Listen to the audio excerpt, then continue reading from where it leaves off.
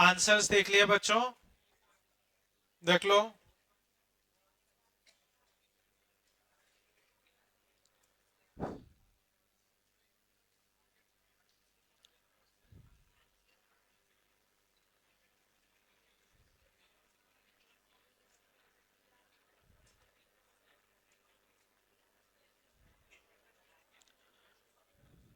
तो बच्चों अब मैं पेपर डिस्कस कर रहा हूं, इधर फोकस करें।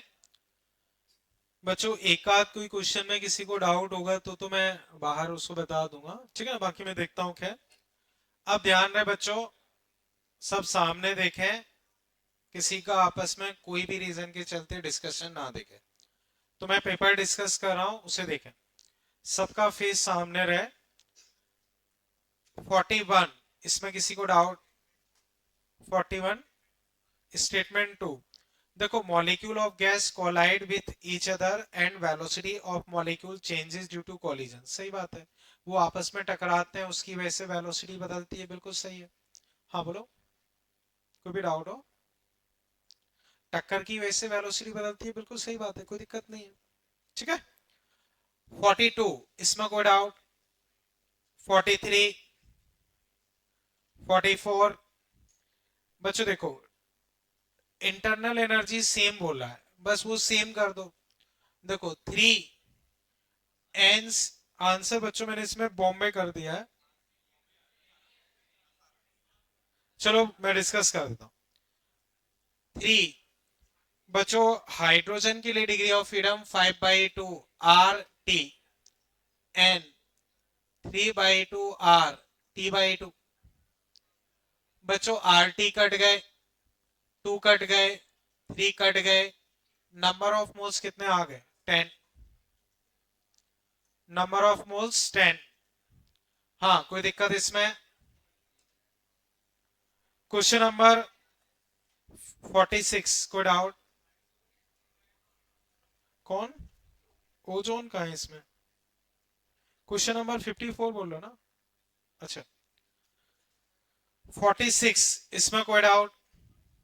देखो बच्चों याद करो, escape speed 2g m/r, 2g r, मास बच्चों 4/3 πr³ डेंसिटी। एक आर कट जाएगा तो प्रोपोर्शनल टू रेडियस आ गई, प्रोपोर्शनल टू रेडियस। बच्चों ये आवाज बंद कर लो जल्दी, ठीक, याद रहे बच्चों, किसी की आवाज नहीं आए, ठीक। हाँ, अब रेडियस के डायरेक्टली प्रोपोर्शनल है, तो रेडियस 2% बढ़ाओगे तो वो 2% बढ़ेगी, आधा परसेंट कम करोगे तो आधा परसेंट कम होगी। तो यहां 4% कम कर रहे हो तो 4% कम हो जाएगी, ठीक है। इधर 47, इसमें कोई डाउट? ओके, 47 वैल्यू ऑफ, ये तो मिक्सचर के लिए हमने किया है, फिर भी डाउट हो तो मुझसे क्लास के बाद पूछ लेना, ठीक है ना। ओके, इधर, हाँ तुम लोग आवाज बंद करके बैठो, आवाज नहीं आनी चाहिए, ठीक। 47, चलो बच्चों बता देता हूं अगर ऐसा है तो। देखो, Cp/Cv for 2 mole of oxygen and 5 mole of ozone. बच्चों 2 मोल ऑफ ऑक्सीजन, तो Cv पहले निकाल रहा हूं, 2, ऑक्सीजन मतलब 5/2 r, ठीक है ना। The value of 2 mole 5 mole. Ozone try atomic है तो 3r, 2 + 5, बच्चों 6 5 11, r/7। चेक करो अगर मैं कोई मिस्टेक कर रहा हूं। अब Cp 11r/7 plus r 18r/7, कोई मिस्टेक? डिवाइड करता हूं 18/11, 18/11 डिवाइड करोगे तो 1 पॉइंट बचा बच्चों 7, 7 मतलब 6 टाइम्स चला जाएगा। मैं कोई मिस्टेक तो नहीं कर रहा ना? 1.6, बच्चों मैच नहीं कर रहा है ना, कुछ मिस्टेक की मैंने। देखो ये सही है बच्चों, इसमें कोई दिक्कत? कैसे? अच्छा ऊपर मैंने गलत किया, 15, हाँ 20r/7, तो ये आएगा 27r/7, तो 27/20, 27, 2.7, 1.35। हाँ ठीक है। हाँ बच्चों मुझे बताओ, अभी इसमें कोई दिक्कत? ठीक है। हाँ हाँ तुमसे मैं बोल रहा हूँ, एक बार खड़े हो जाओ वहां पे। हाँ खड़े हो जाओ। अभी मैंने क्या कहा था, किसी भी रीजन से आवाज नहीं है, तो एक बार में बात समझ लो। ठीक है, बैठ जाओ। ओके, क्वेश्चन नंबर 48, आगरा में डाउट है। बच्चों समझो, इलेप्टिकल ऑर्बिट में घूम रहा है, कंजर्वेटिव फोर्स है, मैकेनिकल एनर्जी तो हमेशा ही कंजर्व रहती है, मैंने लिखवा भी रखा है, पहला सही है। फिर एंगुलर मोमेंटम कंजर्व रहता है, वो भी सही है। एरियल वेलोसिटी कांस्टेंट रहती है, वो भी सही है, बता रखा है। काइनेटिक एनर्जी प्लस पोटेंशियल, तो काइनेटिक चेंज होगी, पोटेंशियल चेंज होगी, लेकिन एडिशन वही रहेगा। जैसे मैं पार्टिकल को ऊपर फेंकता हूं, काइनेटिक कम होगी, पोटेंशियल बढ़ेगी, लेकिन एडिशन फिक्स रहेगा। बच्चों अभी ये क्लियर है? अब 49, इसमें कोई डाउट? 60, इसमें कोई डाउट? 61, सॉरी 51, मैंने गलत बोल दिया बच्चों, स्टार्टिंग से फिर बोल रहा हूं, मेरे में नंबरिंग अलग है। 48, इसमें कोई डाउट? 49, 50, 51, 52, 52। बच्चों देखो, तुम्हें दिया है कि 0.1 मोल H2, 0.1 मोल O2,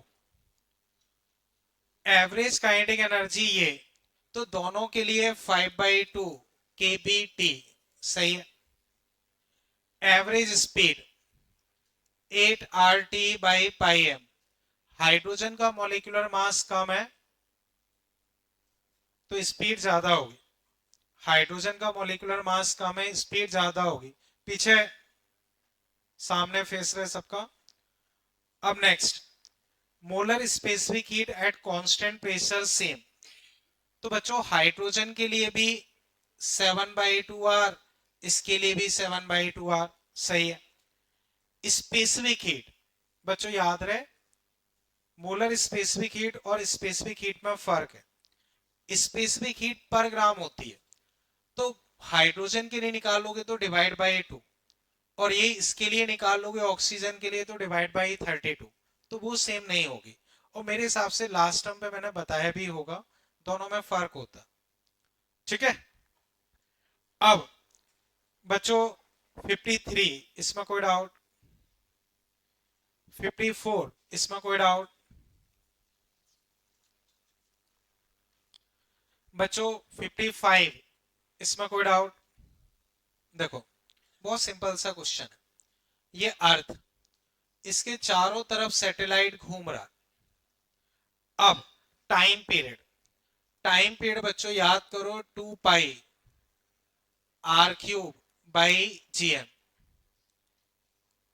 ठीक है। Independent of mass of satellite सही है। Independent of radius of orbit गलत है। Depend on mass of earth सही है। Independent of mass of earth गलत है। बताओ बच्चों, इसमें कोई दिक्कत? ठीक है। फिर सेकंड, ऑर्बिटल स्पीड gm/r, बच्चों वापस वही चीज है, independent of mass of satellite, independent of radius of orbit गलत, डिपेंड मास ऑफ अर्थ सही है, इंडिपेंडेंट गलत। बताओ बच्चों, इसमें कोई दिक्कत?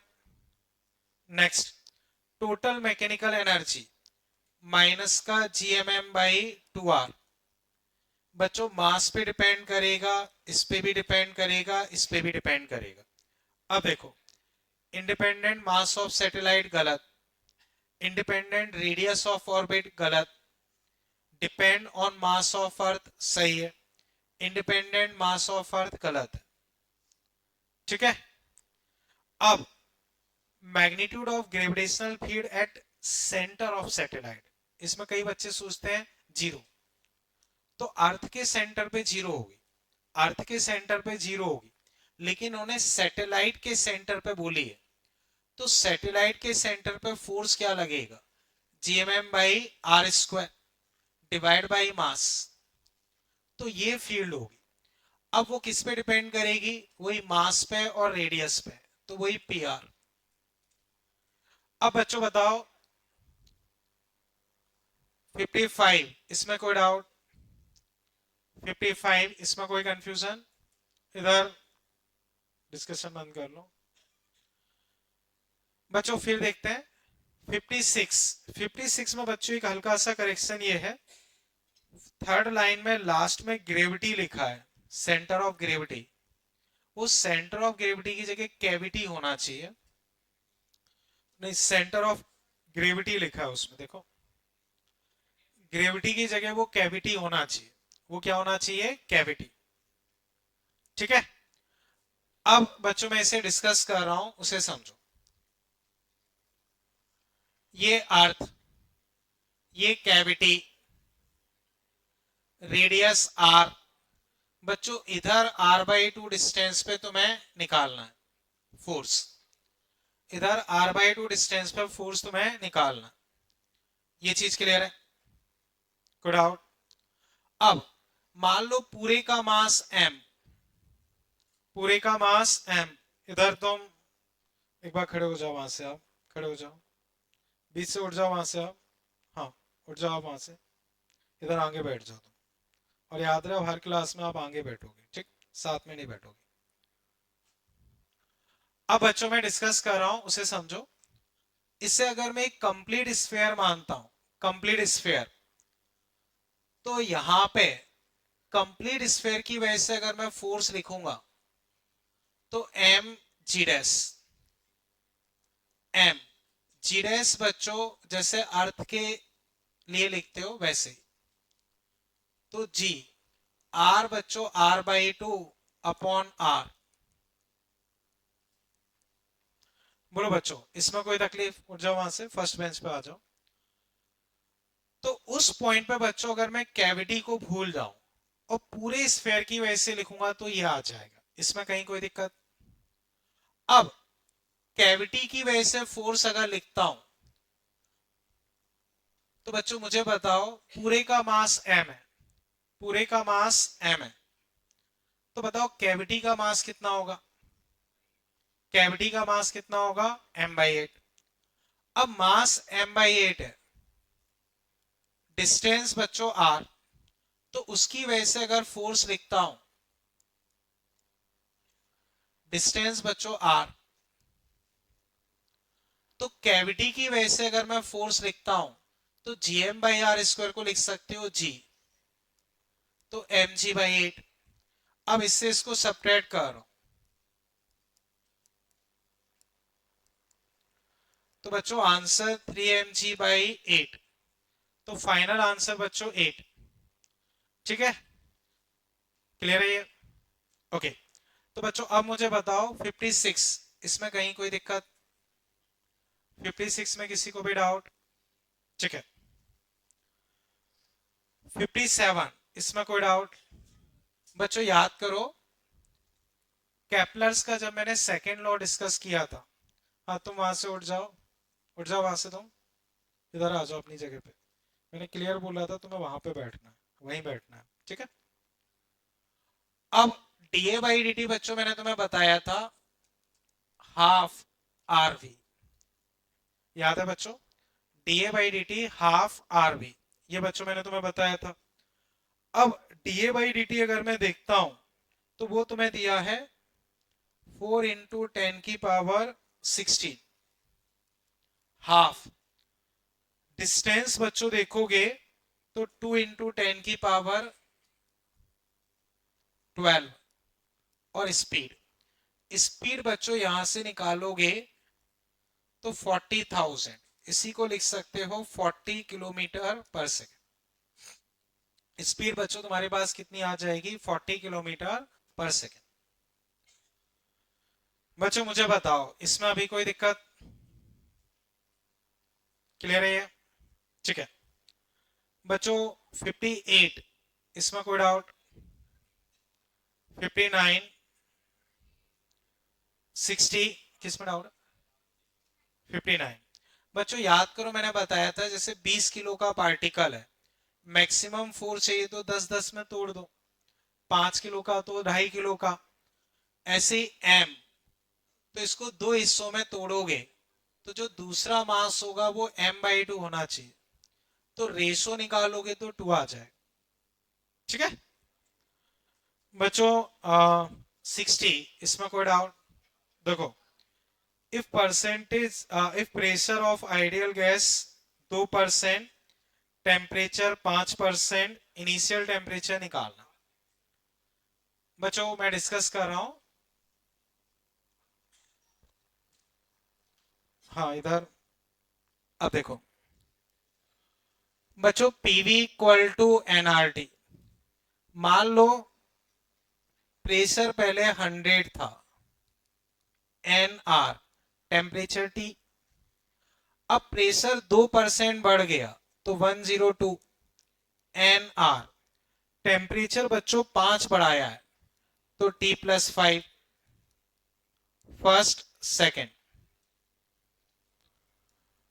सेकेंड डिवाइडेड बाई फर्स्ट, इसको डिवाइड करोगे तो 102 डिवाइड बाई 100।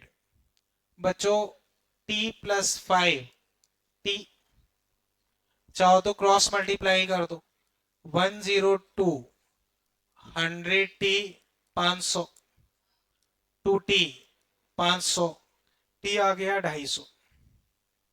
बच्चों याद करो ऐसा ही क्वेश्चन तुम्हारी सीट में भी था, उसमें शायद डेटा थोड़ा बहुत अलग होगा या सेम होगा मुझे याद नहीं।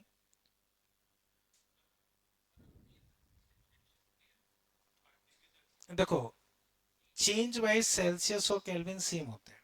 5 डिग्री सेल्सियस बढ़ाओ या 5 डिग्री केल्विन बढ़ाओ फर्क थोड़ी पड़ता है। मैंने कई बार बताया भी है कि चेंज वाइज सेल्सियस और केल्विन में कोई फर्क नहीं पड़ता। ठीक है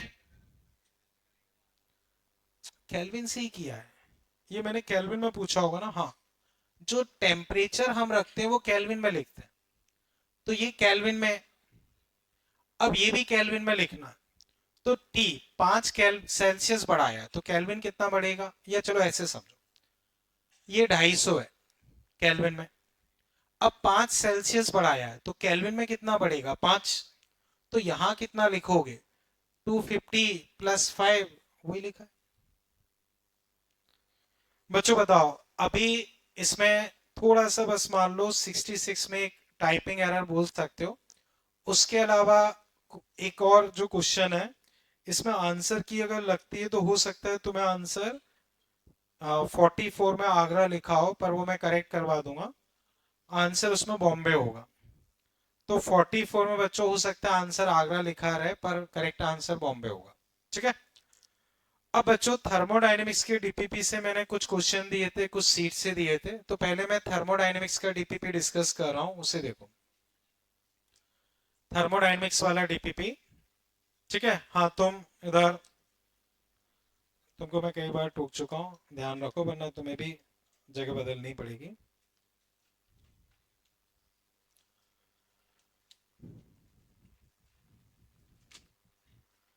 तो बच्चों आप देखें आंसर्स में एक बार बच्चों स्टार्टिंग से सारे ही बता रहा हूं।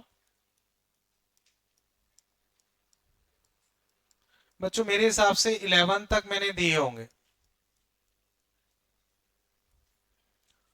तो फर्स्ट में आंसर सी, सेकंड में बी, थर्ड में ए, फोर्थ में सी, फिफ्थ में बी, सिक्स्थ में सी, सेवंथ में बी, एट्थ में बी, नाइन्थ में डी, 10th में डी, 11th में 9, 11th में 9।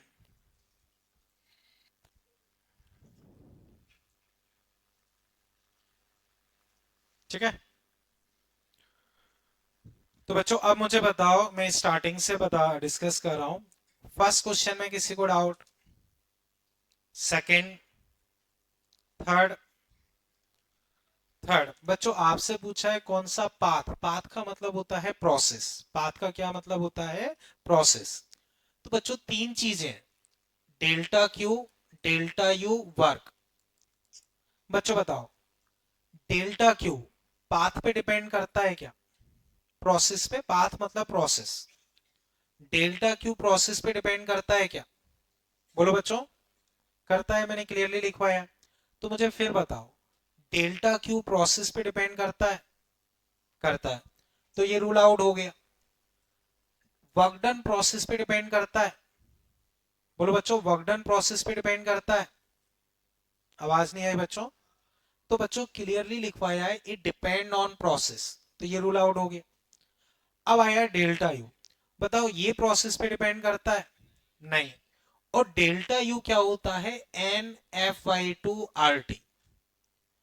तो डेल्टा यू या यू मान लो टेम्परेचर पे डिपेंड कर रहा, तो यू टेम्परेचर पे डिपेंड कर रहा है या टेम्परेचर यू पे डिपेंड कर रहा है? एक ही बात है।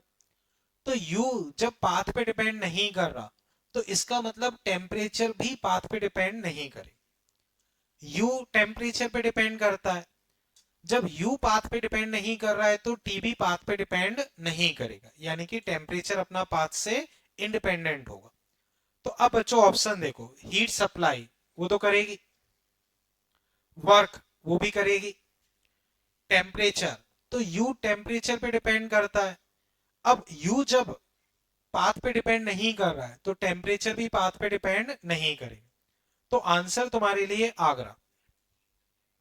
हीट सप्लाई मैंने क्लियरली बताया प्रोसेस पे डिपेंड करता है। पहली लाइन देखो उसमें यही लिखवाई है, अलग अलग प्रोसेस के लिए अलग अलग होता है। ठीक है बच्चों, ओके। क्वेश्चन नंबर 4, इसमें कोई डाउट? 5 बच्चों कर ही लिया था, 6 भी शायद कर लिया था। हाँ इधर 7th बच्चों, इसमें डाउट? 7th में किसी को भी डाउट? ठीक है। 8th, इसमें कोई डाउट? इसका चलो चेक कर लेते हैं, अभी डिस्कस कर लेते हैं। 8th बच्चों में डिस्कस कर रहा हूं, देखो। A perfect gas from state A to another state B, तो ए से बी जा रही, डेल्टा क्यू बच्चों तुम्हें दिया है 8 into 10⁵ and doing this much work. तो वर्क बच्चों 6.5 10⁵। ये चीज क्लियर है? अब it is now transfer between the same two state in another process in which इतनी हीट एब्जॉर्ब करेगी। तो मान लो अब कोई और प्रोसेस है, उसमें डेल्टा क्यू तुम्हें दिया है 10⁵। ठीक है। देन इन सेकेंड प्रोसेस बच्चों वर्क डन बताना है। क्या बताना है? Work done. क्वेश्चन क्लियर है? अब बताओ बच्चों, हीट ये रही, वर्क ये रहा, delta Q delta U plus work done. ठीक है। तो बच्चों मुझे बताओ, वर्क पता है, ये पता है, डेल्टा यू कितना आ जाएगा? इस प्रोसेस के लिए अगर मैं डेल्टा यू लिखता हूं तो इसमें से ये जाएगा, कितना बचेगा? 1.5 10⁵। ये चीज क्लियर है? बच्चों ऊपर वाली प्रोसेस के लिए मुझे, इधर ऊपर वाली प्रोसेस के लिए मुझे डेल्टा क्यू पता है, मुझे वर्क पता है, तो दोनों का डिफरेंस इंटरनल एनर्जी आ गया। बताओ इसमें कोई तकलीफ? अब मुझे बताओ, इंटरनल एनर्जी पाथ पे डिपेंड करती है क्या? इंटरनल एनर्जी प्रोसेस या पाथ पे डिपेंड करेगी? नहीं करेगी। तो नीचे वाली प्रोसेस के लिए भी इंटरनल एनर्जी चेंज क्या होगा? वही होगा। कितना होगा? ये चीज अभी क्लियर है? तो नीचे वाली प्रोसेस के लिए भी इंटरनल एनर्जी चेंज ये हुआ। तो अब अगर मैं वर्क डन लिखता हूं तो इससे इसको सेपरेट करूंगा, इससे इसको सेपरेट करूंगा तो वर्क डन मेरे पास आएगा 0.5 10⁵ माइनस का, 0.5 इंटू 10⁵। तो वर्क डन बाई सिस्टम लिखोगे तो ये होगा, वर्क डन ऑन सिस्टम अगर लिखोगे तो इसमें एक माइनस और लगा दोगे तो ये होगा। अब चेक करते हैं, वर्क डन ऑन गैस, हाँ बच्चों ये सही है, फर्स्ट हो जाएगा इसमें, इसमें करेक्ट कर लो बच्चों, आंसर बॉम्बे की जगह क्या हो जाएगा, आगरा। उसमें मैंने शायद बॉम्बे आंसर दिया है, वो करेक्ट करके आगरा कर लो, मैंने कोई मिस्टेक तो नहीं की ना, ठीक है। तो क्वेश्चन नंबर 8, अभी इसमें किसी को डाउट, ठीक है। क्वेश्चन नंबर 9 हमने कर ही लिया था। 10th बच्चों, 10th में कोई डाउट, 10th बच्चों में डिस्कस कर रहा हूं, ये वाला क्लियर है ना।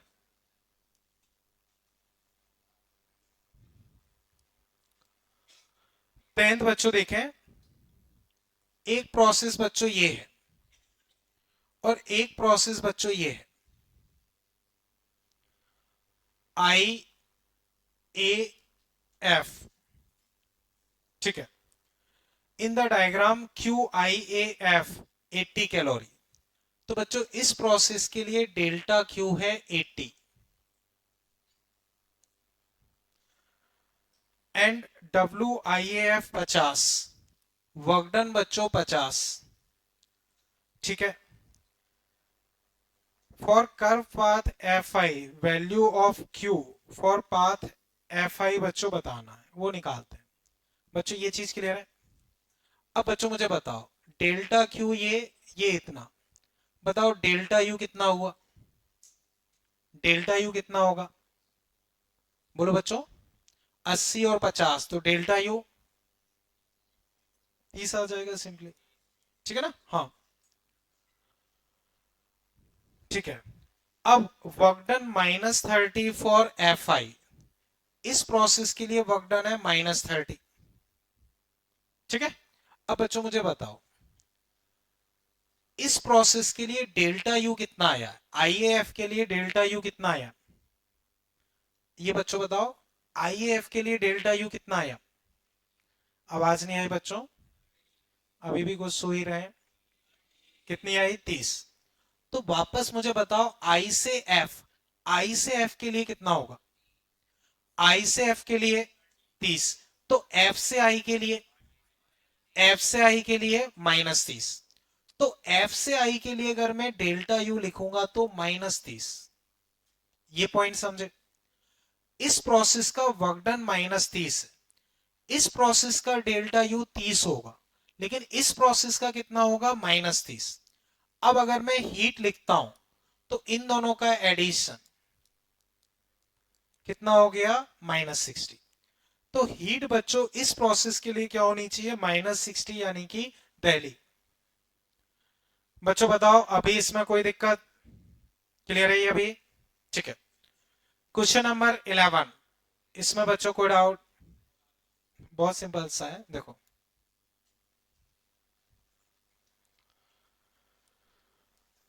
बच्चों, देखो गैस रिलीज 20 जूल, तो बच्चों रिलीज कर रही है तो हीट प्लस या माइनस, रिलीज कर रही है तो हीट प्लस या माइनस, माइनस। अब 8 joule work done on gas, तो वर्क डन 8 जूल प्लस या माइनस, माइनस। अब डेल्टा यू बच्चों यहां से कितना आ जाएगा, देखो ठीक है ना, माइनस या पूरा लिख देता हूं, -20 डेल्टा यू -8 -12, ये क्लियर है। अब डेल्टा यू क्या होगा, you final, you initial -12, initial तुम्हें 30 दिया है, तो फाइनल कितना आ गया 18, फाइनल कितना आ गया 18। अब 18/2 चाहिए, तो 18/2 तुम्हारे पास कितना हो जाएगा 9, या बच्चों ऐसे समझो, बताओ डेल्टा यू कितना आया, डेल्टा यू कितना आया इसमें, तो माइनस से तो कम होगी, 12 से इंटरनल एनर्जी कम हो जाएगी, पहले 30 थी, 30 में से 12 कम होगी, कितनी बचेगी 18, तो फाइनल 18। अब 18/2 आंसर तुम्हारे पास क्या आ जाएगा 9। हाँ बच्चों अब मुझे बताओ इसमें कहीं कोई दिक्कत, हाँ बोलो, नाइन्थ मुझसे भी क्लास के बाद पूछ लेना, मैंने ये क्लास में डिस्कस किया हुआ है तो बाद में पूछ लेना, ठीक है। ओके बच्चों बताओ अप टू 11 इसमें कोई तकलीफ? चले आगे। अब बच्चों मैंने केटीजी में सीट 4 और दी होगी, वो फिर हम बाद में डिस्कस करते हैं, आज के लिए काफी है, अभी हम आगे टॉपिक डिस्कस कर रहे हैं, ठीक है। इसे बच्चों मैं हटा रहा हूं।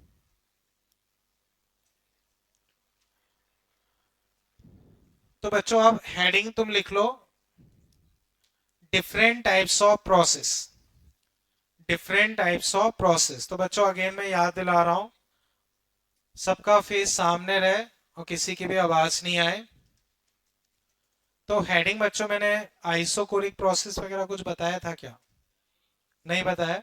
तो अभी हेडिंग लिख लो, डिफरेंट टाइप्स ऑफ प्रोसेस। उसमें पहली प्रोसेस है बच्चों आइसोकोरिक प्रोसेस, आइसोकोरिक प्रोसेस, इसी को वॉल्यूमेट्रिक प्रोसेस भी बोलते हैं, आइसोकोरिक प्रोसेस या वॉल्यूमेट्रिक प्रोसेस।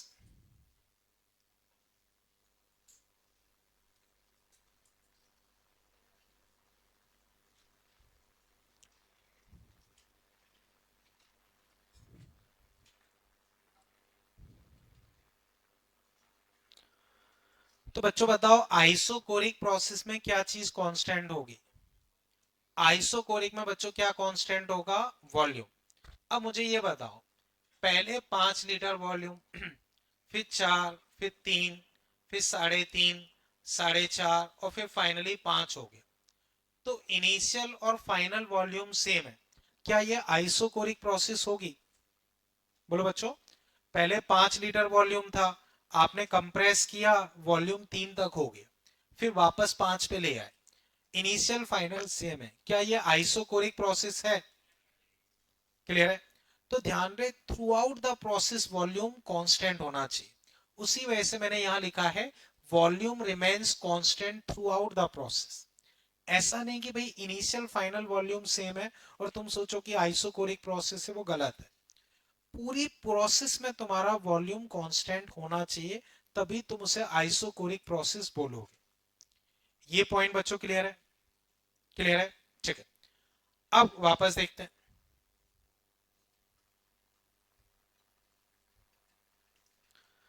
अब हमने इसमें सीखा कि वॉल्यूम तुम्हारा क्या रहेगा? कांस्टेंट। तो बच्चों अगर वॉल्यूम कांस्टेंट है तो बताओ वॉल्यूम में चेंज क्या हो?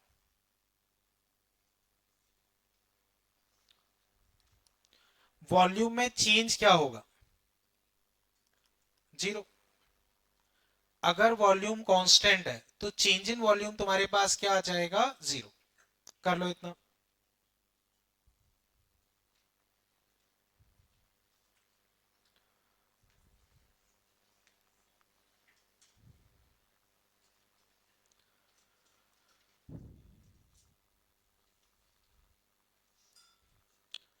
इसके बच्चों अगर हम ग्राफ देखें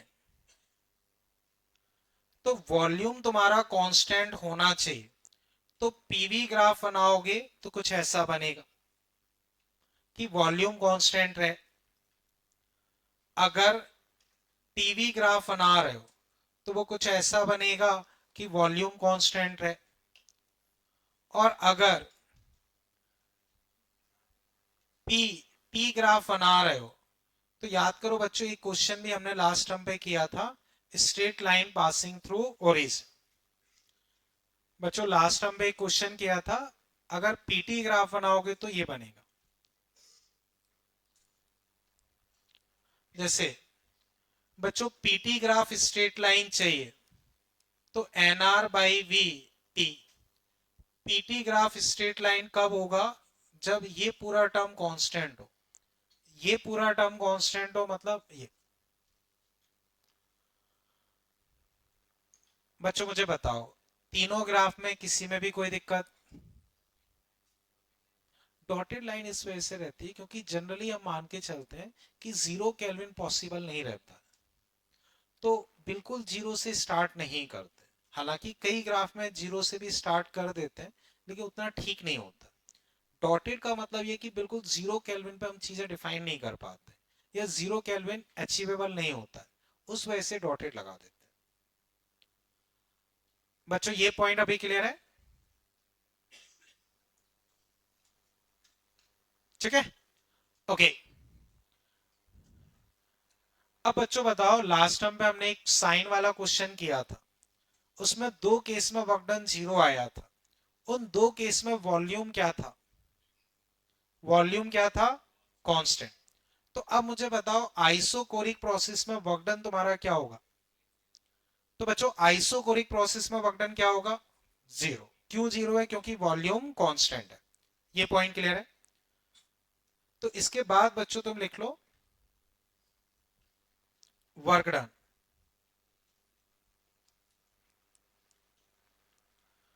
वर्क डन, तो W बच्चों integration of P dV, integration of P into 0, तो वर्क डन 0।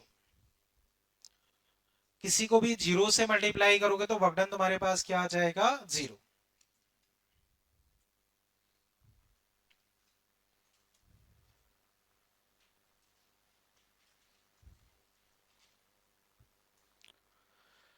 अब बच्चों बताओ, इंटरनल एनर्जी तुम्हारे पास क्या फॉर्मूला था?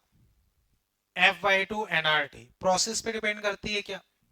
तो कोई सी भी प्रोसेस हो, कोई सी भी प्रोसेस हो, फर्क ही नहीं पड़ेगा, हमेशा हमेशा हमेशा इंटरनल एनर्जी तुम्हारी N इंटू F/2 RT होगी। और अगर उसमें चेंज लिख रहा हो तो अब नेक्स्ट बच्चों लिख लो इसमें internal energy change. Internal energy change, तो इंटरनल एनर्जी चेंज कोई सा भी हो, फर्क ही नहीं पड़ेगा, N into F/2 R delta T. बच्चों याद रहिए आइसोकोरिक प्रोसेस के लिए है, लेकिन अगर मैं आइसोबेरिक के लिए पूछूंगा तो भी यही रहेगा। आइसोथर्मल के लिए तब भी यही है, एडियाबेटिक के लिए तब भी यही है। कोई सी भी प्रोसेस हो, फर्क नहीं पड़ेगा, ये वही रहेगी, क्योंकि ये प्रोसेस पे डिपेंड ही नहीं करती। समझ गए बच्चों? कोई दिक्कत? ठीक है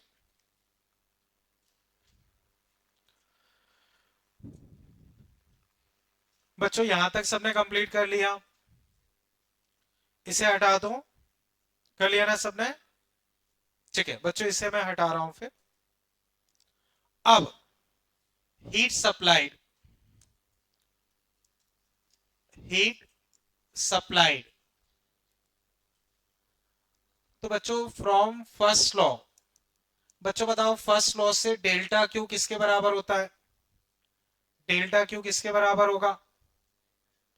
delta U plus work done. Delta Q, delta U plus 0। बच्चों वर्क डन 0 होगा, अभी भी हम सीख चुके हैं। तो डेल्टा क्यू बच्चों क्या आ गया? Delta U. डेल्टा क्यू बच्चों क्या आ गया? Delta U. ये चीज क्लियर है? अब वापस देखो, याद करो मैंने तुम्हें हीट के टाइम पे बताया था, इन जनरल हम लिखते हैं एन सी डेल्टा टी। और डेल्टा यू अभी भी हमने सीखा N F/2 R delta T. बच्चों एन डेल्टा टी कट गए, तो सी तुम्हारे पास क्या आ गया? तो मैंने तुम्हें बताया था कि सीवी F/2 R होता है, वो हम बाद में सीखेंगे, वो यहां से आता है। इस प्रोसेस की स्पेसिफिक हीट कितनी आई है? F/2 R। इस प्रोसेस की स्पेसिफिक हीट कितनी आई है? F/2 R।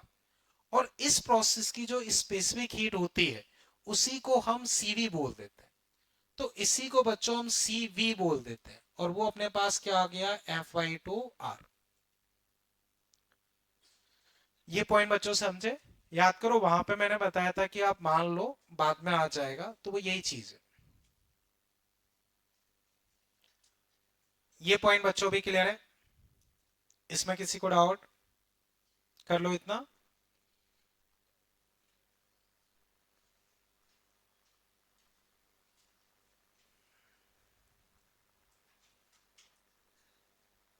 ठीक है,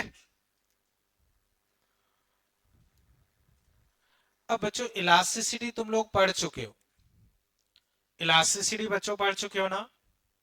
बोलो बच्चों। थोड़ा तो बल्क मॉड्यूलस नाम सुना है? बस उतना ही जरूरी है, ज्यादा नहीं। तो नेक्स्ट बच्चों लिख लो बल्क मॉड्यूलस। बल्क मॉड्यूलस, तो आइसोकोरिक प्रोसेस के लिए मैं बल्क मॉड्यूलस डिस्कस कर रहा हूं। तो इन जनरल बल्क मॉड्यूलस का फॉर्मूला होता है माइनस का delta P, delta V by V. बोलो बच्चों कोई दिक्कत? अब bulk modulus minus delta P, delta V बच्चों जीरो, वी। अब किसी भी चीज को जीरो से डिवाइड करोगे तो बल्क मॉड्यूलस बच्चों इनफाइनाइट। इस प्रोसेस के लिए बल्क मॉड्यूलस कितना आ गया? इनफाइनाइट। कोई दिक्कत? कर लो।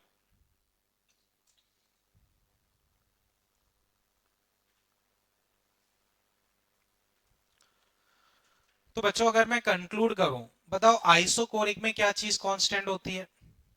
आइसोकोरिक में क्या कांस्टेंट होता है? वॉल्यूम। वॉल्यूम अगर कांस्टेंट है तो चेंज इन वॉल्यूम क्या हुआ? चेंज इन वॉल्यूम जीरो होने की वजह से वर्क डन क्या हुआ? वर्क डन जीरो हो गया। तो delta Q delta U plus work done, ये टर्म जीरो। तो हीट किसके बराबर आ गई? इंटरनल एनर्जी के। हीट किसके बराबर आ गई? इंटरनल एनर्जी के। अब हीट अगर इंटरनल एनर्जी के बराबर आ गई है तो इंटरनल एनर्जी मैंने लिखा N F by two R delta T, और इसको लिखा एन सी डेल्टा टी। तो वहां से मेरे पास स्पेसिफिक हीट आ गई एफ बाई टू आर, जो कि मैंने वहां पे डायरेक्टली बताया था। उसका एक्सप्लेनेशन ये है, इंटरनल एनर्जी चेंज कोई सी भी प्रोसेस हो हमेशा वही रहेगी, N into F by two R delta T. सारे पॉइंट्स बच्चों क्लियर है? बल्क मॉड्यूलस इनफाइनाइट आ गया, इसमें कहीं कोई दिक्कत? हाँ बोलो। माइनस क्यों नहीं आएगा वो समझो। मे बी इलास्टिसिटी में तुमने पढ़ा होगा, कोई भी इलास्टिक मॉड्यूलस कभी निगेटिव नहीं होता, कभी भी निगेटिव नहीं होता। तो ऐसा रहा होगा समझो, प्रेशर हमने बढ़ाया होगा, प्रेशर हमने बढ़ाया तो, या प्रेशर कम करोगे तो ये चीज negative, negative of negative positive. तो हम कभी भी इलास्टिक मॉड्यूलस को निगेटिव नहीं रखते, उस वजह से ये लिया। वो नहीं सोचते, मान के चलो कभी भी इलास्टिक मॉड्यूलस निगेटिव नहीं होता है, बस ये मान लो। ठीक है ना? ये चीज क्लियर है? चले बच्चों आगे, इसमें कहीं कोई दिक्कत? अब बच्चों जो मैंने तुम्हें एक सीट प्रोवाइड कर रखी है उसे देखो, जो डीपीपी दिया है उसमें बच्चों 13, 14, 15 ये तीन ट्राई करो, आंसर बोलना नहीं है, सेल्फ से अटेम्प्ट करें। 13, 14, 15।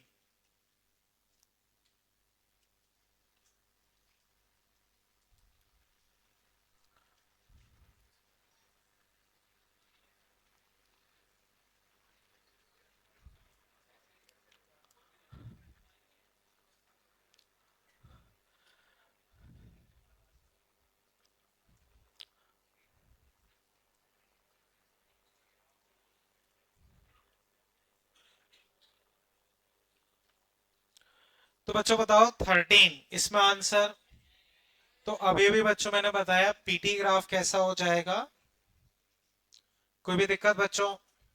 ठीक है, अब 14 कर लो, जब मैं पूछूं तब आंसर बताना बट।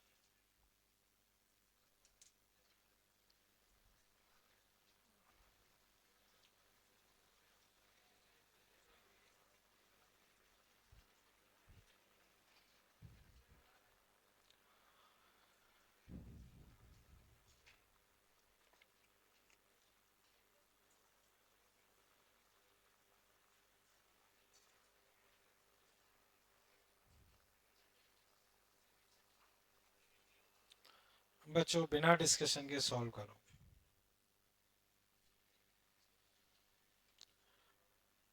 14, 15 जिसका हो जाए वो 12 फिर ट्राई कर सकता है।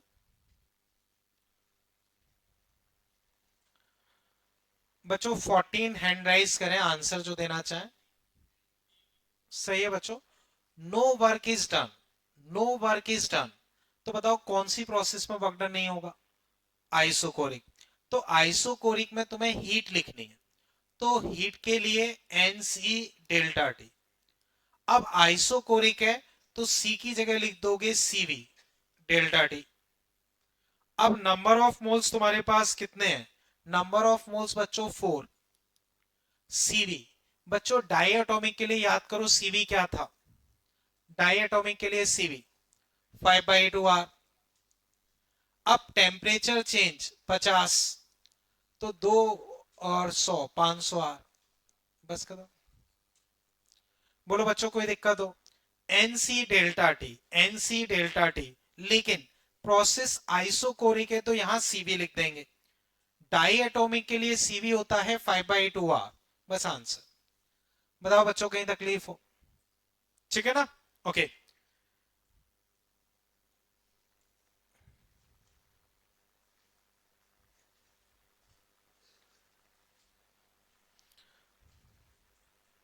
बच्चों ये वाला अभी क्लियर है ना? ठीक है।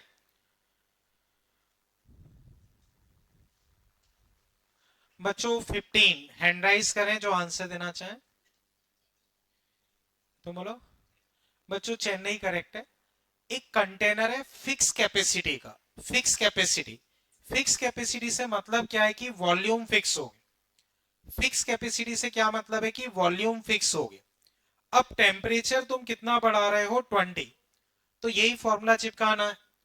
तो देखो नंबर ऑफ मोल्स, तो स्टैंडर्ड टेम्परेचर एंड प्रेशर पे बच्चों 44.8 लीटर वॉल्यूम है। तो बताओ नंबर ऑफ मोल्स कितने हुए? नंबर ऑफ मोल्स कितने हुए? 2, क्योंकि 22.4 का एक होता है, तो नंबर ऑफ मोल्स 2। गैस बच्चों कौन सी है तुम्हारे पास? कहीं लिखा है इसमें हीलियम। हीलियम का मतलब मोनोएटॉमिक, तो मोनोएटॉमिक के लिए सीवी क्या होगा? 3/2 are.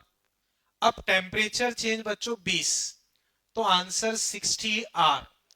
60 × 25/3,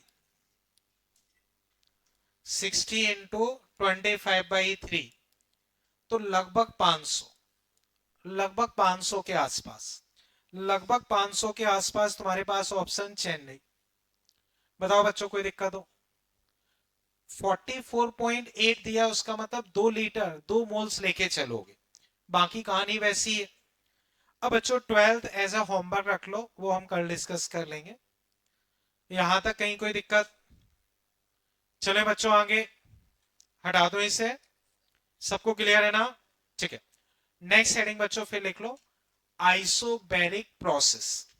isobaric process, isobaric process second process है अपनी।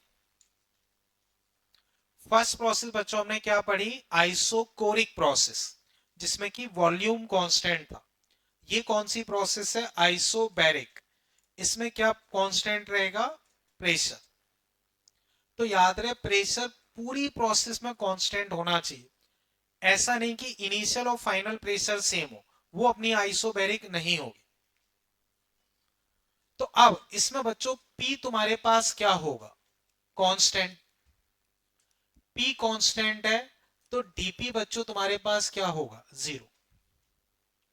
ठीक है। बल्क मॉड्यूलस,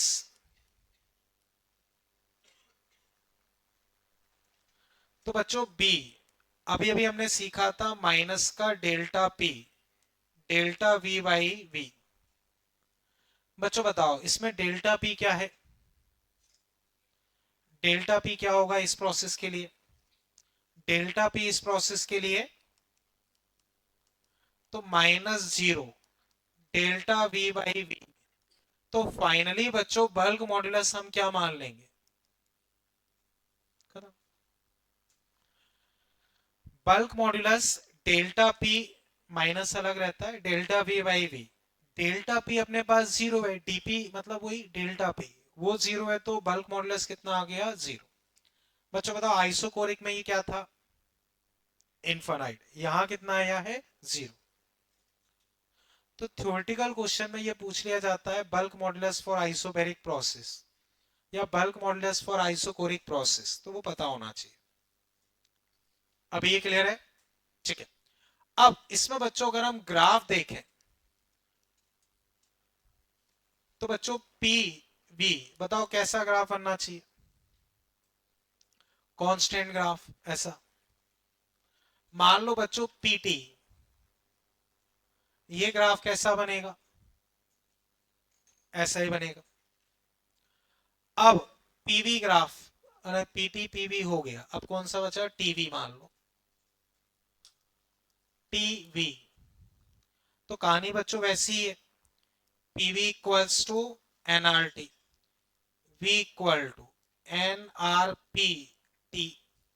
अब वीटी ग्राफ, अगर प्रेशर कांस्टेंट है, ये कांस्टेंट है, ये कांस्टेंट है, बताओ वीटी ग्राफ क्या होना चाहिए, straight line passing through origin, ये आ गया। क्लियर है बच्चों, एरो बच्चों इधर उधर वो कहीं भी हो सकता है, उससे फर्क नहीं पड़ता। ग्राफ बच्चों समझ पाए, कोई भी दिक्कत। अब बच्चों मैं इंटरनल एनर्जी चेंज नहीं लिखवा रहा हूं, बस रिकॉल करवा देता हूं। बताओ इंटरनल एनर्जी चेंज यहां क्या होगा, N into F by two R delta T. या चलो लिखवा ही देता हूं, क्या जा रहा है, ठीक है, भूल ही जाओगे। वैसे हर प्रोसेस में वही रहती है, तो अलग अलग लिखने का मतलब नहीं बनता है, पर ठीक है लिख ही लेंगे, ठीक है। इतना कर लिया, कर लो।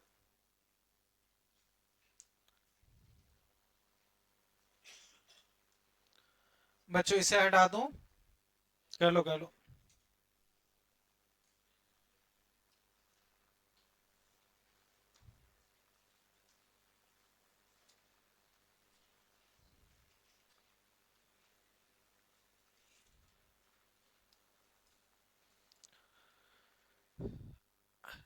चलो बच्चों इसको थोड़ा सा साइड कर देता हूं, ठीक है। अब बच्चों डेल्टा यू, डेल्टा यू क्या हो जाएगा, N into F by two R delta T. तो ये बच्चों वही रहेगा, इसमें कोई फर्क नहीं पड़ेगा, ये वही रहेगा। इसी में बच्चों चाहो तो एफ वाई टू आर तुम्हारा क्या होता है, एफ वाई टू आर क्या होता है, सीवी, तो वो लिख सकते हो, वरना ये याद रहे तो भी ठीक है। तो याद रहे हर प्रोसेस के लिए यही रहेगा, उसमें कोई फर्क नहीं पड़ेगा। ये पॉइंट क्लियर है, ठीक है। इधर ये हटा दूंगा बच्चों, ठीक है। बच्चों इसे अब मैं हटा रहा हूं, ठीक। नेक्स्ट बच्चों लिख लो वर्क डन, वर्क डन। तो W integration of P DV, V initial से वी फाइनल। बच्चों बताओ प्रेशर कांस्टेंट या वेरिएबल, बोलो बच्चों प्रेशर कांस्टेंट या वेरिएबल। कांस्टेंट इंटीग्रेशन के बाहर आ जाएगा, तो उसको यहां रख लो, डीवी का इंटीग्रेशन। बताओ डीवी का इंटीग्रेशन क्या होगा, डीवी का इंटीग्रेशन वी, वी इनिशियल से वी फाइनल। तो फाइनली वर्क डन तुम्हारे पास आ गया P, V final minus V initial. इसी को बच्चों पी डेल्टा वी भी बोल सकते। तो इस प्रोसेस के लिए वर्क डन बच्चों पी डेल्टा वी या P V final minus V initial. बोलो इसमें कहीं कोई तकलीफ। बच्चों बताओ आइसोकोरिक के लिए क्या था, वर्क डन जीरो, और यहां पी डेल्टा वी ये आ जाएगा, ठीक है। आगे बच्चों work done in other format, work done in other format, ठीक है। तो देखो इसी को बच्चों देखना, work done PV final PV initial, PV final PV initial. अब बच्चों बताओ आइडियल गैस इक्वेशन से, हाँ तुम, पीवी किसके बराबर होता है, एनआरटी। पीवी किसके बराबर होता है, एनआरटी। तो पी वी फाइनल की जगह क्या लिख सकते हो, N R T final, N R T initial. तो वर्क डन तुम्हारे पास आ गया N R T final minus T initial. इसी को बच्चों एन आर डेल्टा टी भी लिख सकते। ये पॉइंट बच्चों समझे। तो वर्क डन का एक फॉर्मूला आया पी डेल्टा वी, दूसरा फॉर्मूला बच्चों एनआर डेल्टा टी। चेक करो बच्चों कहीं दिक्कत लग रही हो।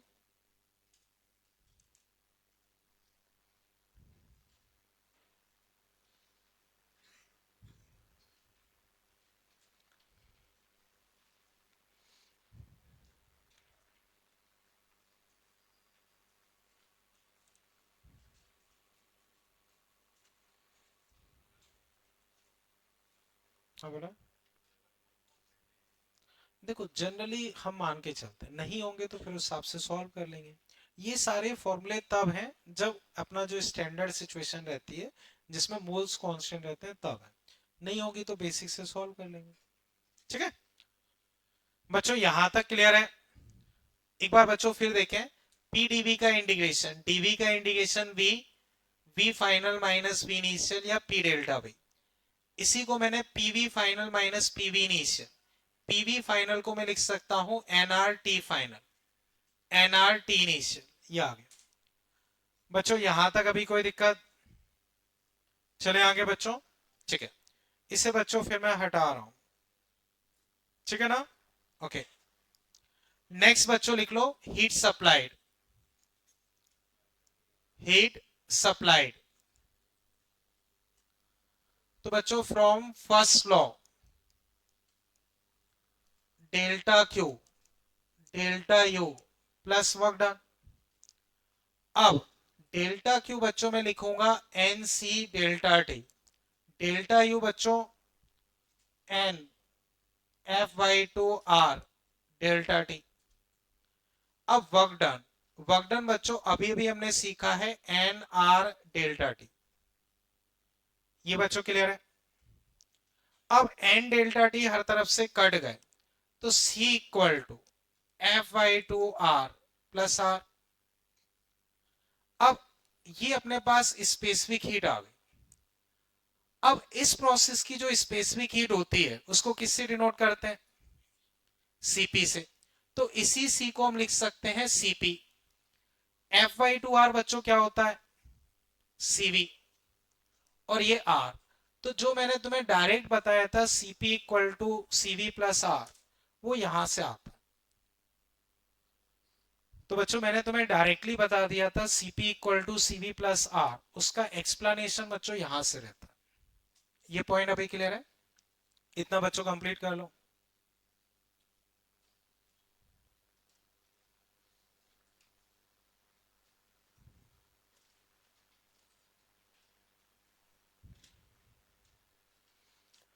ठीक है,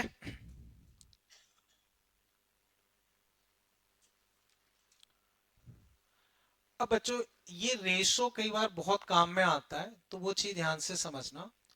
delta Q delta U work done, तो डेल्टा क्यू अगर मैं लिखता हूं एनसीपी, किसके बराबर होगा? NCP delta T, NCV delta T और एन आर डेल्टा टी। बच्चों एन डेल्टा टी कट गए, तो CP ratio CV ratio R. तो बच्चों ये रेशो हम आगे कई जगह यूज करेंगे, कई बार क्वेश्चन थोड़ा आसानी से सॉल्व हो जाते हैं। देखो, delta Q ratio delta U ratio work done, किसके लिए? आइसोबेरिक प्रोसेस के लिए। तो आइसोबेरिक प्रोसेस के लिए डेल्टा क्यू अगर मैं लिखूंगा तो ये सीपी है, तो उसके लिए अगर मैं हीट लिखूंगा तो N CP delta T, delta U N F by two R delta T, F by two R को सीवी लिख सकते हो, तो ये आ गया। और work done N R delta T, ratio लोगे तो एन डेल्टा टी कट जाएंगे, तुम्हारे पास रेशो फाइनली आ गया। रेशो बच्चों तुम्हारे पास आ जाएगा delta Q ratio delta U ratio work done, CP ratio CV ratio R, केवल आइसोबेरिक के लिए, ये आइसोबेरिक के लिए। हाँ इधर, हाँ तुम खड़े हो जाओ, क्या दिक्कत है तुम्हें? खड़े हो जाओ एक बार, मैंने क्लियरली मना किया है ना, बातचीत नहीं करनी है मतलब नहीं करनी। ठीक है ना, इस साइड खिसक के बैठ जाओ तुम, बिल्कुल इस कॉर्नर में पहुंच जाओ, उधर पहुंच जाओ बिल्कुल। बच्चों मुझे बताओ अभी इसमें कोई दिक्कत? तो बच्चों एक बार मैं पूरा कंक्लूड कर रहा हूं। आइसोबैरिक प्रोसेस, बताओ इस प्रोसेस में क्या चीज कांस्टेंट रहेगी? अगर प्रेशर कांस्टेंट है तो डीपी, चेंज इन प्रेशर क्या हुआ? चेंज इन प्रेशर जीरो है। तो bulk modulus delta P delta V by V, बताओ क्या आया? बल्क मॉड्यूलस तुम्हारे पास कितना आ गया? जीरो। अब इंटरनल एनर्जी चेंज, कोई सी भी प्रोसेस हो, कोई सी भी प्रोसेस हो, हमेशा क्या होगी? N into F by two R delta T, N into F by two R delta T. कोई सी भी प्रोसेस हो वो वही रहेगी। और एफ वाई टू आर को चाहो तो सीबी भी लिख सकते। ये पॉइंट क्लियर है? फिर बच्चों हमने वर्क डन निकाला। वर्क डन पी डीवी का इंटीग्रेशन, प्रेशर कांस्टेंट था बाहर रख लिया, डीवी का इंटीग्रेशन वी, तो P V final minus V initial या पी डेल्टा वी, उसी को मॉडिफाई किया तो एनआर डेल्टा टी। ये चीज क्लियर है? अब हीट अगर मैं लिखूंगा तो delta Q delta U plus work done रखा, एन डेल्टा टी कट गया, ये आ गया। इसको हम बोल सकते हैं सीपी, इसको क्या बोलते हैं? सीवी। और ये आर, तो CP equal to CV plus R. Ratio लूंगा तो मेरे पास ये आ गया। बताओ बच्चों यहां तक कोई तकलीफ? क्लियर है ये? ठीक है, इसे बच्चों हटा दो अभी। कर लिया ना सबने? ठीक है। अब बच्चों जो तुम्हारे पास मैंने डीपीपी प्रोवाइड किया है उसे तुम देखो। इसमें क्वेश्चन नंबर 16 देखो। इसमें भी बच्चों थर्ड लाइन देखो, उसमें एक्सटर्नल लिखा है, तो एक्सटर्नल की जगह वर्क डन बाई गैस कर लो। थर्ड लाइन में एक्सटर्नल लिखा है, 16 नंबर क्वेश्चन। एक्सटर्नल की जगह बच्चों वर्क डन बाई गैस कर लो, वर्क डन बाई गैस। अब बच्चों 16, 17, 18, 19 ये एक बार अटेम्प्ट कर लो। सेल्फ से अटेम्प्ट करना है, कोई भी डिस्कशन नहीं करना है। 16, 17, 18, 19 सीक्वेंस में अटेम्प्ट कर सकते हो, बट याद रहे सेल्फ से अटेम्प्ट करें, कोई भी डिस्कशन ना करें।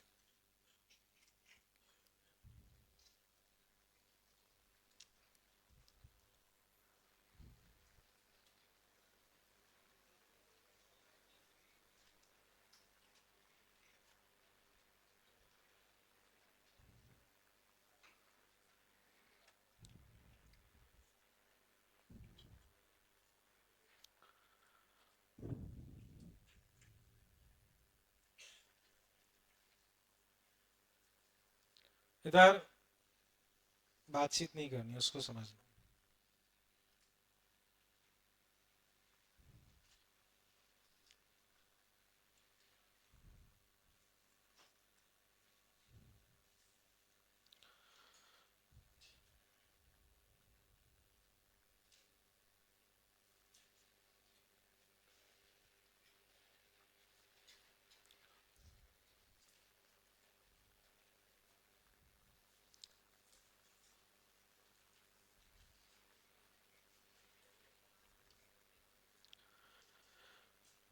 बच्चों हैंड राइज करें जो 16 में आंसर देना चाहें। चेन्नई करेक्ट है बच्चों। 4 एटीएम फिक्स प्रेशर है, तो वर्क डन तुम्हारे पास हो जाएगा पी डेल्टा वी। प्रेशर बच्चों तुम्हारे पास है 4, एटमॉस्फेरिक प्रेशर बच्चों हम ये मान के चलते हैं। अब चेंज इन वॉल्यूम, तो बच्चों पहले वॉल्यूम 10 लीटर था, बाद में 40 हो गया। क्वाड्रुपल मतलब 40, तो 40 माइनस 10। लेकिन लेकिन बच्चों ये लीटर में है, तो मीटर क्यूब में चेंज करने के लिए -3, तो 4 इंटू 10 की पावर 5, 30 इंटू 10 की पावर -3। अब बच्चों देखो ये तुम्हारे पास कितना आ गया? 12 इंटू 10 की पावर 3। बच्चों वापस समझो, प्रेशर तुम्हारा फिक्स है 4 एटमॉस्फेरिक प्रेशर, 4 एटमॉस्फेरिक प्रेशर, तो 4 इंटू 10 की पावर 5। वॉल्यूम 4 गुना हो गया, तो 10 से 40 हो गया। 10 से 40 मतलब 40 माइनस 10 30, लेकिन लीटर में है तो -3। आप ऐसा ही सिस्टम में कन्वर्ट करोगे मीटर क्यूब में -3। बताओ कहीं कोई तकलीफ? क्लियर है ये? अब बच्चों इसमें 17 18 ऐसा होमवर्क रख लो, 19 अटेम्प्ट करो तुम। अभी कल डिस्कस करेंगे, 19 कर लो बच्चों।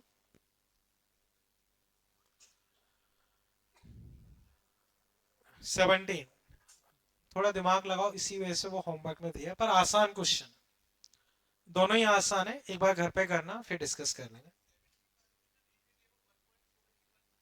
1.4 बच्चों, 19 20 ये दो अटेम्प्ट कर लो।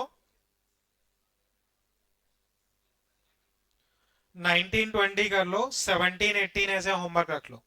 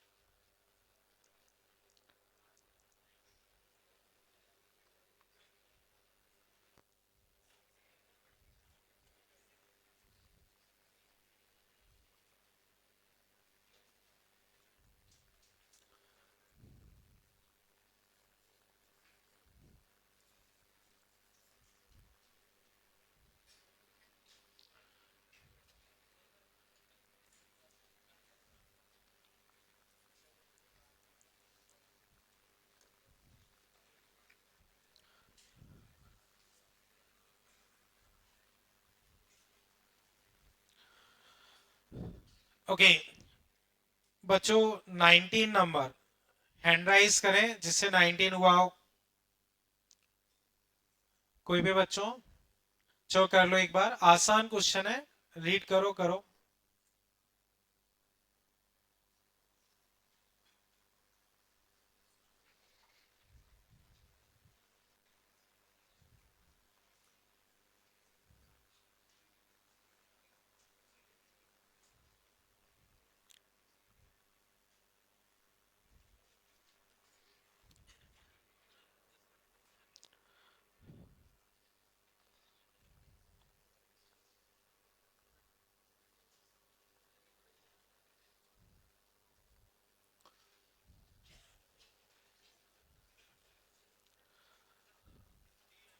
कौन सा? डी दिल्ली, देखते हैं। और कोई? कर लो।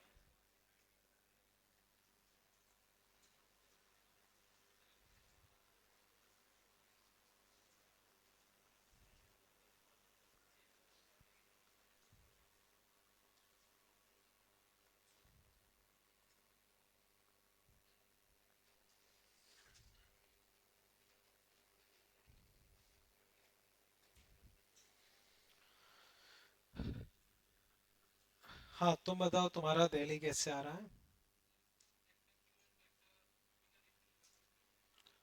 ठीक है बच्चों, देखो मैं डिस्कस कर रहा हूं, इसमें करेक्ट आंसर आएगा बच्चों दिल्ली।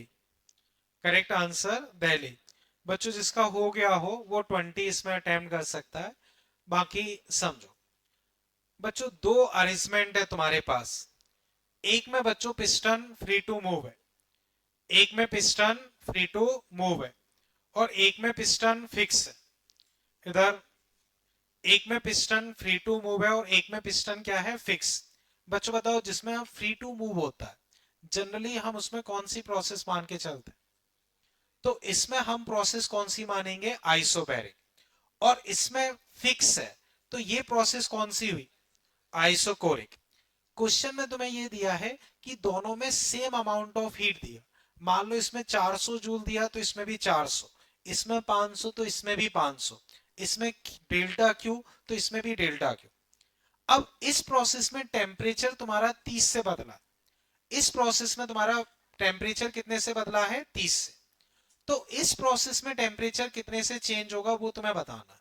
क्वेश्चन क्लियर है? अब बच्चों बताओ, आइसोबैरिक प्रोसेस के लिए अभी अभी हमने डिस्कस किया, आइसोबैरिक प्रोसेस के लिए स्पेसिफिक हीट क्या होती है? Isobaric process, diatomic, specific heat. बोलो बच्चों, आइसोबैरिक प्रोसेस यानी कि आइसोबैरिक प्रोसेस और डाइएटॉमिक के लिए स्पेसिफिक हीट क्या होगी? 7/2R, 7/2R। तो इसके लिए अगर मैं डेल्टा क्यू लिखता हूं तो एन सीपी 7/2R और टेम्परेचर में चेंज 30। कोई दिक्कत? अब बच्चों बताओ, आइसोकोरिक प्रोसेस, आइसोकोरिक प्रोसेस के लिए सीवी कितना होता है? 5/2R। तो delta Q N 5/2R delta T second. अब मान लो मैं इन दोनों को डिवाइड करता हूं, तो फर्स्ट डिवाइडेड बाई सेकेंड, तो उस साइड 1, एन आर कट गए, 2 कट गए, 7/30/5 इंटू डेल्टा टी। तो यहां से बच्चों देखो, डेल्टा टी तुम्हारे पास कितना आ गया? 42। बताओ बच्चों, इसमें कहीं कोई दिक्कत? पहले केस में एनसीपी डेल्टा टी, दूसरे केस में एनसीवी डेल्टा टी, दोनों को डिवाइड किया, इधर 1 NR2 ये सब कट गए, ऊपर बचा 7/30 या 5/डेल्टा टी। बस आंसर। हाँ बच्चों बताओ, कोई दिक्कत इसमें? क्लियर है भैया? ठीक है। अब क्वेश्चन नंबर 20।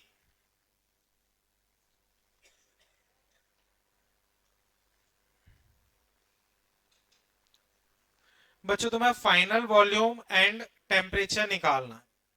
एक बार बच्चों अटेम्प्ट कर लो, फिर मैं डिस्कस करता हूं। 7/2R T0 ये हीट सप्लाइड है। अच्छा हाँ, इफ 7/2R T0 हीट, बच्चों इसमें हीट लिख लो। 20 में fourth line, if 7/2R T0 heat is transfer to gas. अच्छा आगे लिखा तो है एज हीट, आगे लिखा है एज हीट, ठीक है ना, तो वो लिखने की जरूरत नहीं है, वो है।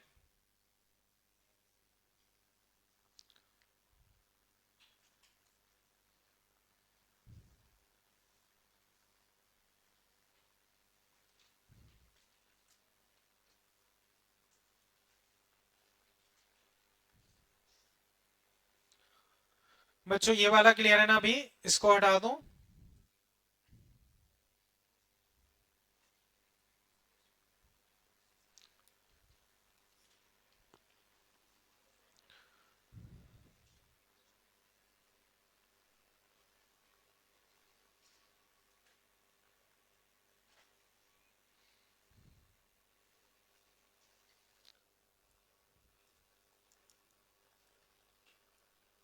बच्चों जैसे अभी किया है बिल्कुल वैसे ही करना है।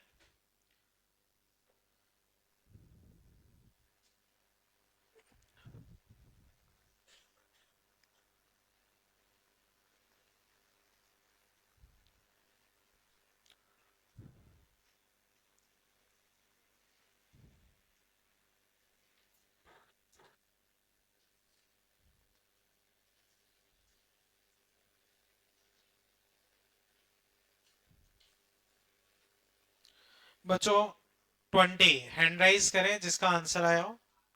बच्चों आगरा करेक्ट है। देखो, delta Q NCP delta T, बच्चों डेल्टा क्यू तुम्हें कितना दिया हुआ है? 7/2R T0। Number of moles 10। बच्चों गैस कौन सी है? डाइएटॉमिक। बताओ सीपी कितना होगा? डाइएटॉमिक के लिए सीपी 7/2R। अब डेल्टा टी, तो T final minus T initial, delta T, T final minus T initial. बच्चों देखो 7/2R कट गए, T0/10, T final minus T0 वहां भेज दो, तो टी फाइनल कितना आ गया? 1.1 T0। बताओ बच्चों इसमें कोई तकलीफ? फाइनल टेम्परेचर तुम्हारे पास क्या आ गया? 1.1 T0। अब PV NRT, N fix, R fix, P fix, तो टेम्परेचर डबल करोगे तो volume double, temperature triple volume triple, temperature 1.1 times करोगे तो वॉल्यूम भी 1.1 टाइम्स, तो फाइनल वॉल्यूम भी बच्चों कितना हो जाएगा 1.1 वी नॉट। बच्चों अब मुझे बताओ इसके किसी भी पार्ट में कोई दिक्कत, यहां तक कोई कंफ्यूजन? ठीक है, फर्दर बच्चों इसमें देखो अप टू 21 तक बच्चों जो भी बीच में एक दो क्वेश्चन मैंने छोड़े हैं वो तुम एज ए होमवर्क रख लेना। अभी नेक्स्ट हेडिंग लिख लो बच्चों, नेक्स्ट हेडिंग बच्चों,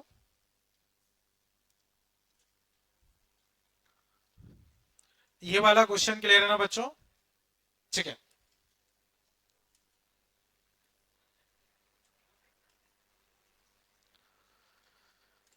बच्चों ये वाला क्लियर है, चले आगे। तो नेक्स्ट हेडिंग बच्चों लिख लो isothermal process, isothermal process, isothermal process. बच्चों बताओ नाम से क्या लग रहा है, क्या चीज कांस्टेंट होगी? टेम्परेचर कांस्टेंट होगा तो टेम्परेचर में चेंज, टेम्परेचर में चेंज जीरो। ठीक है, तो देखो आइसोथर्मल प्रोसेस, इसमें बच्चों लिख low temperature remains constant, temperature remains constant, ये थर्ड प्रोसेस है अपनी। Temperature remains constant through out the process, temperature remains constant through out the process, temperature remains constant through out the process. तो बच्चों T constant, dt तुम्हारे पास क्या हो जाएगा zero, temperature constant है तो dt क्या हो जाएगा जीरो। ठीक है, अब देखो ग्राफ अगर हम देखें तो पीटी ग्राफ बच्चों कैसा बनना चाहिए, कुछ ऐसा। अगर मैं वीटी ग्राफ बनाता हूं तो ऐसा, और पीवी ग्राफ तो बच्चों देखना ये बॉयल्स लॉ होता है, PV equals to NRT, N fix R fix T fix. बच्चों PV fix, X Y constant, graph कैसा होगा बच्चों बोलो, एक्स वाई कांस्टेंट ग्राफ किस तरह का होगा? Hyperbolic graph. तो ये क्लियर है बच्चों? अब इसी में बच्चों अगर मैं एक और ग्राफ बनाता हूं, एक और ग्राफ बना रहा हूं, या चलो बच्चों एक ही ठीक है, अभी एक ही ठीक है, ये बना लो।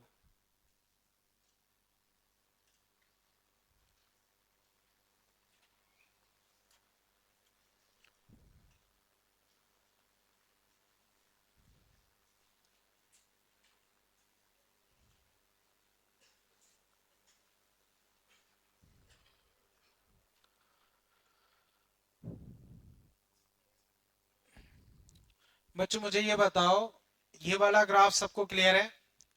हाइपरबोलिक ग्राफ होगा, यहां तक सबने कर लिया? ठीक है, अब बच्चों इसे केवल समझना, लिखने की जरूरत नहीं है, केवल समझो। तो बच्चों केवल समझना, बस ये वाला पॉइंट बता रहा हूं, इसको समझ लो। देखो इसी में कई बार दो ग्राफ बना देते हैं, दो ग्राफ बना देते हैं। अब बच्चों समझो, एक डब्बा ये रहा, एक डब्बा ये रहा, इसमें 2 मोल कोई भी गैस है, मान लो हीलियम गैस, इसमें मान लो 2 मोल ऑक्सीजन गैस है, इसका टेम्परेचर 300 केल्विन, इसका 400 केल्विन, वही सिलेंडर पिस्टन अरेंजमेंट है। अब दोनों के लिए हम ग्राफ बना रहे हैं, तो बच्चों सोच के बताओ कौन सा ग्राफ ऊपर बनना चाहिए, कौन सा ग्राफ नीचे बनना चाहिए इन दोनों गैस में? 2 मोल गैस है, हीलियम ऑक्सीजन, एक 300 केल्विन एक 400 केल्विन, कौन सा हीलियम का होना चाहिए, कौन सा ऑक्सीजन? बच्चों देखो PV NRT, PV NRT, P N R T by V. ठीक है, अब बच्चों देखो, कोई पर्टिकुलर वॉल्यूम पकड़ता हूं, बच्चों ये आवाज बंद कर लो, इधर देखें, कोई पर्टिकुलर वॉल्यूम पकड़ता हूं, तो बताओ प्रेशर किसका ज्यादा है, ऊपर वाले का या नीचे वाले का? ऊपर वाले का। अब प्रेशर ज्यादा चाहिए तो वॉल्यूम तो मैंने फिक्स कर दिया है, आर फिक्स है, नंबर ऑफ मोल्स सेम है, नंबर ऑफ मोल्स सेम है, तो बताओ जिसका टेम्परेचर ज्यादा उसका प्रेशर, तो ऊपर वाला ग्राफ किसका होगा, हाई टेम्परेचर का। तो कई बार आपको ऐसे तीन ग्राफ बना दिए, T3, T2, T1, बताओ सबसे ज्यादा टेम्परेचर किसका है, फिर T2, फिर T1। ये चीज क्लियर है? अब वापस देखो, ये वाला क्लियर है ना? तो मैं वापस से तीन ग्राफ बना दी, तीन डब्बे दे दिए, तीन डब्बे 1 2 3, इसमें मान लो 2 मोल गैस है 300 केल्विन, इसमें 3 मोल गैस है 300 केल्विन, इसमें 4 मोल गैस है 300 केल्विन। अब मान लो 1 2 3, बच्चों बताओ डब्बे एक जैसे हैं, हाँ वही। अब बताओ कौन सा ग्राफ कौन से का होना चाहिए, जैसे मान लो ए बी सी बोल देता हूं, ए बी सी, तो ए का ग्राफ कौन सा होना चाहिए? तरीका वही है, कोई पर्टिकुलर वॉल्यूम पकड़ो, सबसे ज्यादा प्रेशर इसका है, तो P N R T by V, V same है आर सेम है, टी मैंने सबका सेम दे दिया, तो जिसके मोल्स ज्यादा होंगे, जिसके मोल्स ज्यादा होंगे उसका ग्राफ कहां बनेगा, ऊपर। इसी में और कलाकारी करते हैं, कलाकारी है कि 300 केल्विन, 300 केल्विन, 300 केल्विन, चलो बच्चों दो ही रख लेते हैं, ठीक है। मान लो इसमें 10 ग्राम हाइड्रोजन, इसमें 10 ग्राम हीलियम। अब दो ग्राफ है, बच्चों बताओ कौन सा हाइड्रोजन का कौन सा हीलियम का? ऊपर वाला हाइड्रोजन का क्यों होगा, मोल्स ज्यादा, मोल्स ज्यादा, 10/2 5 मोल, 10/4 2.5 मोल, तो इसके मोल ज्यादा है, तो ये हाइड्रोजन का होगा, ये हीलियम का। तो अब समझो, कंक्लूड करते हैं, 90% केसेस में, 90% केसेस में हम नंबर ऑफ मोल्स सेम मान के चलते हैं, नंबर ऑफ मोल्स सेम मान के चलते हैं। उस केस में अगर ग्राफ कंपैरिजन करने को बोल रहा है, तो ऊपर वाले का टेम्परेचर ज्यादा, नीचे वाले का कम। 90% केसेस में नंबर ऑफ मोल्स सेम मान के चलते हैं, तो उस केस में तो ये रहेगा। हाँ, अब मान लो ऐसा कुछ दे दिया कि नंबर ऑफ मोल्स सेम है, टेम्परेचर अलग तो ऊपर वाला हो गया, वो ठीक है।